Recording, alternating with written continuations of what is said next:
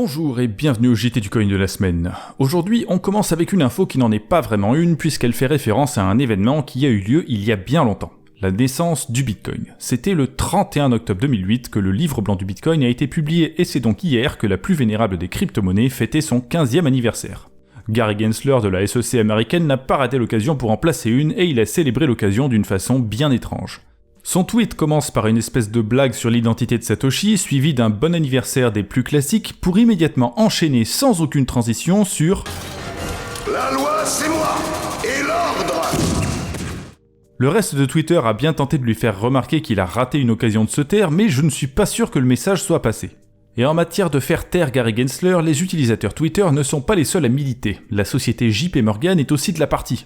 Récemment, un porte-parole de la société s'est exprimé pour indiquer qu'à leur avis, en cas de nouveau refus d'un des ETF Bitcoin proposés par BlackRock, Fidelity et compagnie, ces sociétés déclencheraient probablement de nouvelles poursuites judiciaires contre la SEC qui semble destinée à perdre. Il paraît assez clair que les institutionnels commencent à en avoir ras-le-bol des âneries des législateurs, alors que la crypto est d'ores et déjà intégrée au quotidien d'un grand nombre d'institutions financières. Et puisqu'on parle de JP Morgan, ils ont d'ailleurs leur propre projet crypto qui continue d'avancer. Leur monnaie stable créée en 2019, la JPM Coin, a récemment atteint un volume journalier d'$1 milliard, et ses utilisateurs institutionnels en sont très satisfaits. Pour cette raison, ils envisagent actuellement la création d'une version commerciale de cette monnaie stable pour que le grand public bénéficie des mêmes avantages en matière de sécurité et de rapidité des transferts financiers. Indubitablement, il s'agit d'une bonne chose pour l'adoption des crypto-monnaies et la preuve que le grand public se rapproche de plus en plus de ce monde encore trop difficile d'accès. Mais ne nous faisons pas d'illusions non plus, JP Morgan n'est pas exactement un nouveau messie porteur de lumière, et les titres que vous voyez à l'écran pourraient tout à fait réapparaître dans quelques années avec quelques mots remplacés par crypto ou monnaie stable. Pour rester sur le sujet des institutionnels, cette semaine il y a également eu une bonne nouvelle du côté de la Deutsche Bank et de Standard Chartered, une banque britannique. Un test a eu lieu la semaine dernière dans le cadre de la mise en place d'un futur réseau universel de paiement numérique qui est destiné à relier toutes les banques entre elles par le biais de monnaies stables, qu'elles soient émises par des banques centrales ou pas. Ce test consistait pour ces deux banques à échanger, par le biais du réseau Ethereum, de l'USDC et des EURS, une monnaie stable moins connue indexée sur l'euro.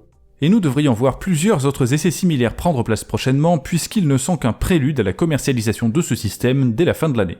Ensuite, en ce qui concerne le procès FTX, la procédure avance et Sam Bankman-Fried continue de s'humilier tout seul.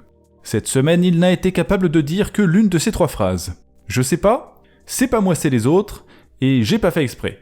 On dirait un personnage de François Pérusse pris en flagrant délit par l'inspecteur Colombo. Donc inutile de le dire, personne n'est convaincu au sein du public. Reste à voir si les arguments juridiques apportés par ses avocats pourront quand même convaincre les juges et protéger cet irrécupérable pignouf de la peine de prison qu'il mérite.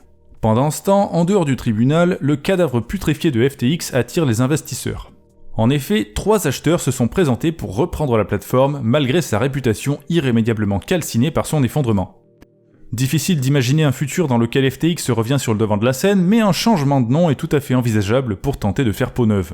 Quoi qu'il en soit, une acquisition serait une très bonne chose pour les anciens clients lésés qui auraient encore une chance de récupérer un peu plus d'argent, si ce n'est la totalité de ce qu'ils ont perdu. Et pour ceux d'entre vous qui veulent savoir exactement ce qui va se passer, rendez-vous le 16 décembre. Il s'agit de la date butoir pour la procédure de liquidation ou revente de la plateforme. En attendant d'y arriver, sachez par ailleurs que la plateforme de prêt BlockFi, qui avait fait faillite en 2022, a annoncé être sortie de sa procédure de faillite le 24 octobre 2023. Tout n'est pas fini et ça ne veut pas dire que tout le monde récupérera ce qui leur est dû dès demain, mais au moins on se rapproche d'un éventuel remboursement, même s'il risque d'être partiel étant donné que BlockFi attend des virements en provenance de FTX et plusieurs autres débiteurs.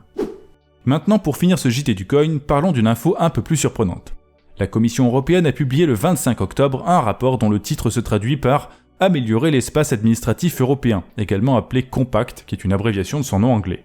Ce rapport indique que la bureaucratie européenne devrait être améliorée pour renforcer les liens entre l'UE et ses États membres et améliorer la réactivité et l'efficacité de ce mammouth paraplégique qui nous sert de pseudo-fédération.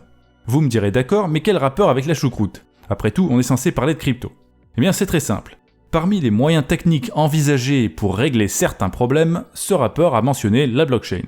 Un réseau décentralisé et géré conjointement par les États membres pourrait certainement être utile pour transmettre des informations de manière fiable. Cela dit, la blockchain ne va certainement pas résoudre tous les problèmes de l'Union européenne. Je ne vois pas en quoi une blockchain pourrait changer quoi que ce soit, par exemple, aux questions qu'on peut se poser sur la légitimité de l'UE après le référendum de 2005.